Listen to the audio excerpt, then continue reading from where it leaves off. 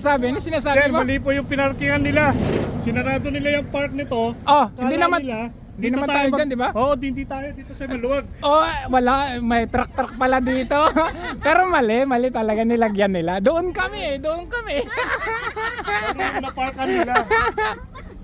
Mali. Maraming truck na naman eh. Akala nila Freedom Park to eh. Dito Freedom Park. Ano ba yan?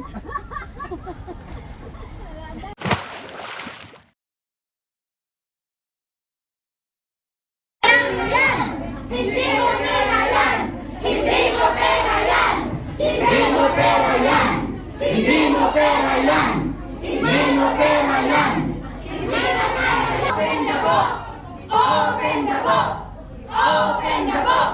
Pagkain, hindi po isda, dapat bigyan ng pamingwit para matuto mamingwit. Kasi kung bibigyan mo ng isda, bibigyan mo ng pagkain, bibigyan mo ng ayuda, patuloy at patuloy na magugutom ang taong bayan. Dahil mauubos yan. Ang madalian lang. Ngayon, ang mangyayari dyan, imbes na natutulungan mo yung tao, natutulungan mo pa para maging tama. Puro problema sa kwarta, wala degradation, tanan ka kurakot, kay nga naman, si BBM, adik! Pag-adik, tanan! Wala na pagsakdang! Dili pa din na padayon ka, upupag ka pa sa gobyerno, tungkol kay ikaw, adik! Pag-adik, wala sinungaling! BBM, adik! BBM, resign! BBM, resign! BBM, resign! Adik ka! Magpa-drug test ka lang. Kasi ayaw na namin yung ginagawa mo na natatahimik ka na lang palagi. Pati yung sa West Philippine Sea, pati yung korupsyon sa gobyerno. Hindi pwede ang presidente na pipi. Kailangan magsalita dahil baka... Adiktador! Adiktador! Adiktador! Adiktador! Adiktador! Isa, presidente nating adiktos, lalo na yung asawa niyang si Lisa Smart, lumayas ka na dyan! Dahil hindi ikaw ang aming presidente! Lisa Bangag! Lisa Bangag! Lumayas ka dyan sa Malacanang! Hindi ka dapat yan! Walang hiya kang babae ka! Hindi po tayo matuwa sa ayuda. Kasi wala tayong ang Pilipinas walang pera. Inuutang nila yan. Bibigyan kayo ng katiting para sila makakuha ng pera. Tayo ang magbabayad, pati tubo. Potsa, layas kayo diya? Kaya may kwenta. Loy kayo kami mga OFW, nagpakahirap me. Ang among mga anak naging adik. Huwag naman sila sa magiging adik. Bandag! Tambaluslos! Layas ko, maraming kwenta. Loy kayo mga tao. Loy kayo mga Pilipino. Nausa naman eh. Anong nangyari? Bakit ang mga tao magkaganito? Sini sa mga! Sini sa mga! Mayroon pa ba kayong dangal? Mayroon pa ba kayong mga tao? Please lang! Bago mangyari ang lahat, baba na kayo dyan. Bakit talaga si Bongbong? Wag na kayo magkakahaka. Kasi si Pastor Gimunoy matino. Siyempre, sisirain ang bango. Nakakatigil. Nakakatigil talaga. Nakakatigil ang anak ko. Wala kang ginawang mabuti. Tigil ako. Duterte. Ginago niya si Pastor Gibuloy. Halatang halata. Ginago niya si Pastor Gibuloy. Kaya, bangog talaga siya. Ang nagsasabi ng totoong balita pero ginugurgur niyo pa. Kawawa si Pastor Kibuloy. Nakakainit kayo ng ulo. Kasi nakita ko, hindi ako kay OJC. Pero nakita ko kung paano ninyo, sa video mismo, nakita ko kung paano ninyo binaboy ang mga tao doon. Magsalita ka, huwag kang tameme. At nakatapat yung bibig mo, kailangan magsalita ka.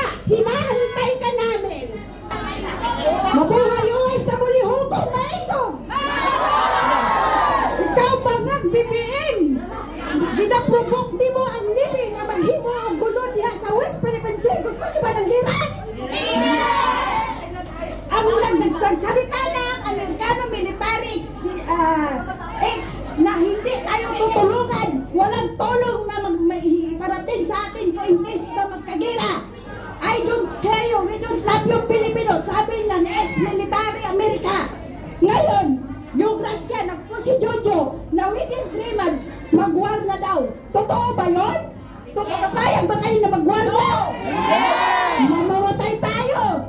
Nuclear weapon to weapon ang gamit. Hindi balasang. Ang mayroon lang tayo ba? Mayroon lang tayo mga manananggal, mga maninigas, mga ganon. Mayroon tayo ganon. Pero wala tayong panahon na natin. Wala tayong kakayahan. Mamatay tayo sa war. Kaya, no war, no war, okay? No war, no war, no war. Salamat.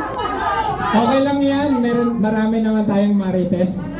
Panlaban natin yan. Next, meron pa ba akong sasalita dyan? Hindi po tayo magsisigaw, pero gusto kong iparating sa ating gobyerno, kawawa po ang mga apo namin, mga anak namin. Ayaw po namin ng war. Lalo na po nandito kami sa Hong Kong, kami ay naisakop sa China. Parang awa nyo na, pwede nating pakiusapan. Sabi mo noon, nung nagpa-interview ka nung ikaw ay kumandidato, walang kaaway. Kaibigan ng lahat, walang kaaway. Yan ang sinabi niya, di ba? Yes! Oh. So, bakit hindi natin yung gagamitin? Bakit kailangan natin ng away? Huwag ng away. Ayaw namin ng panandaliang yung mga ayuda-ayuda na yan. Bigyan mo ng pinangako mo, baka uuwi na kaming OFW. Baka naman dito na kami dito na kami nalaglag. Huwag naman sana, President. Ako ay talagang pakiusapan kita ng Ilocano. Pangaasim, kadiata. Ipid mo napintas na panagayat iti OFW. Hindi siya nakakaintindi, baby, sayain natin. Kaluy in town ni Presidente, dili mi ganahag away, dili mi ganahag gera. Ang gusto namo pang matagalang hanap buhay. At gusto na namo muuli, pero may kwarta sa ato. Mag-i-English tayo. Ito na talaga yun, ito na yun. Oh, we don't know. Hindi. Friend to all, not to one. Okay? O sige na. Back to you, Sir Jojo. Kapampangan! Ito, marunong ikaw yun. Magandang hapon sa inyong lahat, mga Hong Kong maisog. So, gusto ko lang may share ang isang bagay na para sa lahat. No? Generally, tayo mga Pilipino nandito sa Hong Kong, naghihirap para sa ating mga pamilya. Mr. President, pakinggan mo aming inahin. No? Naghihinain kami rito, naghihirap kami, yung mga pamilya namin sa Pilipinas, naghihirap. Kami rin, siyempre, apektado kami rito. Kami nagpapadala ng mga pera, nagre-remit kami, pero sana naman, tingnan nyo naman ang mga kababayan natin sa Pilipinas. Ano nyo naman yung kalooban nyo para sa mahihirap. Hindi lang para sa inyo. Mga korupsyon, nakikita namin sa PCSO, nandyan lahat ang korupsyon. Sino nakikinabang? Mga Pilipino ba? Hindi. Kayo lang po, Mr. President. Ang inyong asawa, ang siyang namumuno ng bansang Pilipinas. Yes! Pwede ba? Kayo ang mamuno, kayo ang lalaki. Bakit sinasabi nila, asan yung bayag ninyo, Mr. President? Ha? Maisog kami, matapang kami mga Pilipino. Pero pakinggan nyo naman ang aming inahin. Yun lang po. Maraming salamat. Dahil baon sa utang, dahil sa sobrang mahal ng bilihin, na halos kami, mga anak namin, hindi na makapasok sa pag-aaral. Dahil po kayo pabaya. Sana naman, kahit kaunti, maawa naman ang Panginoon na kayo po ay hipuin at huwag po kayo maging matigas sa aming mga OFW. Nandito kami ngayon, kahit sobrang init, ginawa namin ito para magkaroon ng panawagan po sa inyo na magising po kayo. Huwag po kayong magpakontrol sa asawa ninyo. I am very emotional.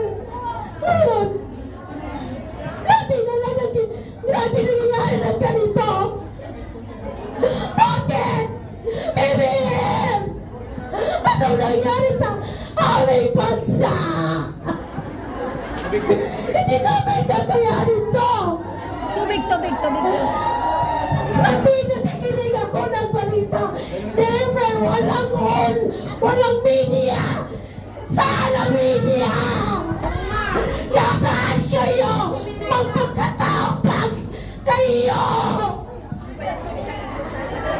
Nasaan kayo? Sa tuwing nagsasabi ng totoo, ginugurgur niyo! Hindi mo kami bayad! Walang pera namin itong binayad! Dito! Walang libre! Pumunta kami dito, kuskusa kami! Mga OFW dito! Gaano ka desperada! Marami hindi ko alam na pamilya dito ay 50. Pero hindi ko in-expect na sobrang dami! Grabe kayo! BBM naman! Nananawagan kami! Huwag mong ituloy ang gira! Against kami sa gira! Please! Hindi ko na pigilan yung namnamin ko. Lagi akong umiiyak. Totoo. Depressed ako sa government na ito. Bakit hindi nyo nagawa? Binoto kita dahil kay Inday Sara. Binoto kita dahil kay Bibi Sara.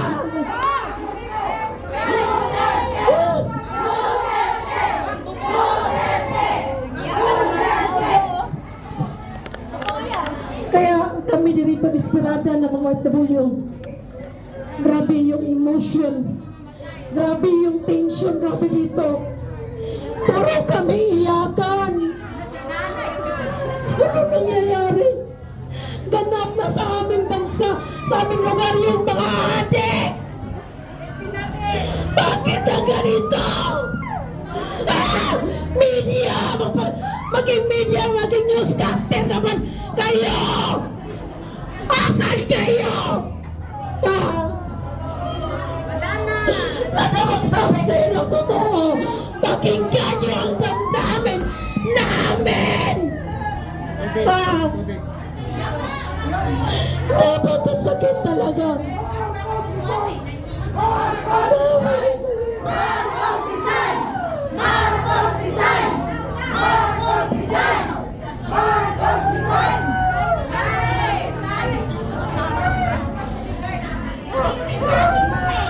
Tubig!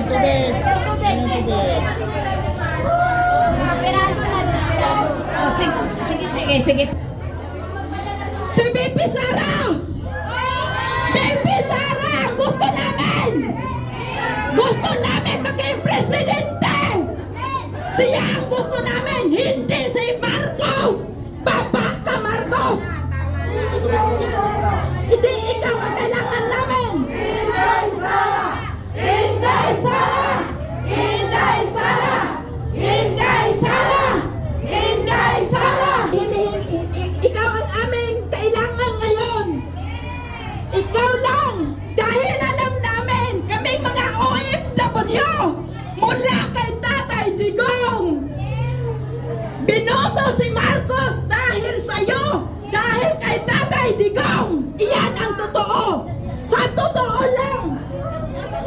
Iyan ang gusto kong marinig ng mga OFW kahit sa ibang bansa. Binoto si Marcos dahil kay Bibi Inday Sara Duterte. Alam namin, kung hindi ka nakaride on kay Bibi Inday, hindi ka mananalo. Hindi ka mananalo. Duterte! Duterte! Duterte! Duterte! Duterte! Duterte!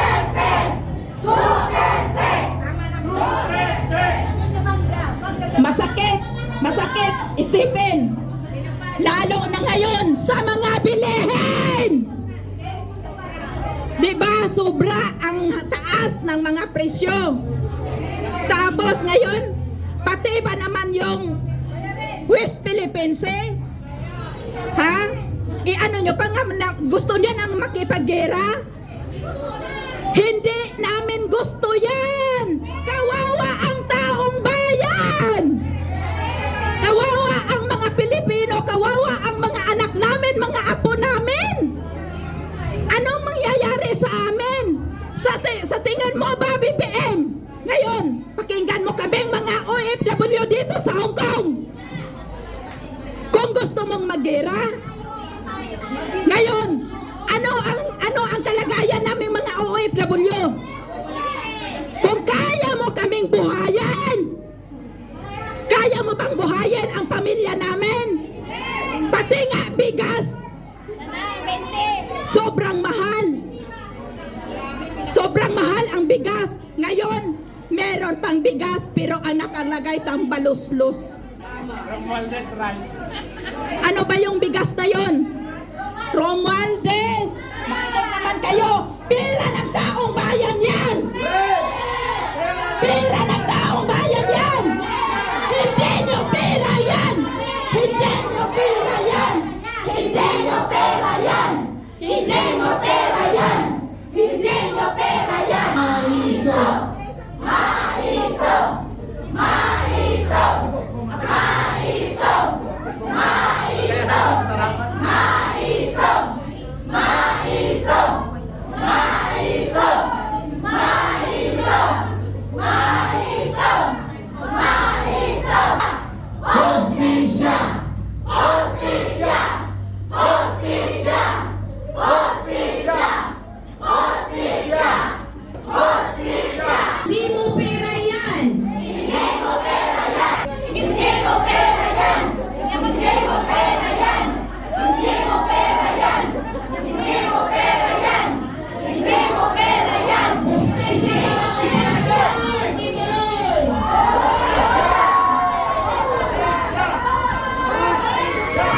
Sigaw natin ang hostisya para kay Pastor Tiboy! DDS! DDS! DDS! DDS! DDS!